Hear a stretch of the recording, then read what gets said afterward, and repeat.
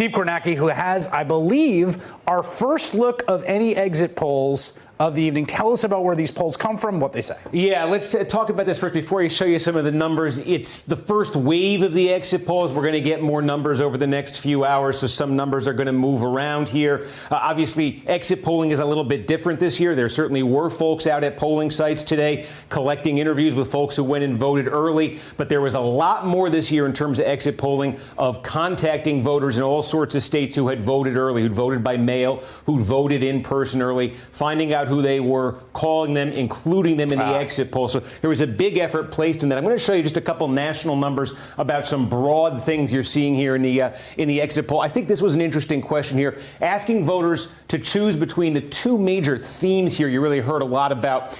Controlling the coronavirus and rebuilding the economy, which was a more important issue to you? And you're seeing here 52 saying containing the coronavirus, 42% saying rebuilding the economy. Again, national first wave exit poll. Take that for what it is. Also, there was this, time of decision here. We talk so much about folks having their minds made up well in advance of this election. I remember in 2016, we were saying, wow, 85% had their minds made up well before the last month. Again, you're seeing the same number here, 85% saying, no, it wasn't the last month of this campaign. It was well before the last month of this campaign that they made up their minds. And then a couple of candidate qualities, we kind of threw at folks and said, which one matters the most to you? 4 different choices here. You could see 32% saying a strong leader. That was the most important thing to them.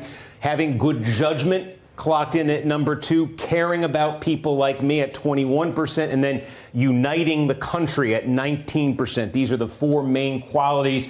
You see what folks were weighing in on there. So some broad sort of qualities of candidate character there, and then those 2 major issues, Chris, you hear about a lot. Can I ask a methodological question just to be clear on this? This is data that includes a sort of random statistical sampling of people that had already voted early and some people from this morning voting today. Yeah, traditionally, I just want to make sure that traditionally exit polls are, you just got folks, thousands of folks around the country at polling sites. That's still there, but in recognition of 100 million people voting early, now you've got, we say it's a poll in all these different states. It's a phone poll, but when you see these media polls in advance of the election where Biden's up 5 or Trump's up 2, those will have 800 people in them, 900 people. We're talking tens of thousands of people here. So it's a very different type of poll, the exit poll. And it's been done for years in states that have heavy early voting. We're just doing it in many more states now.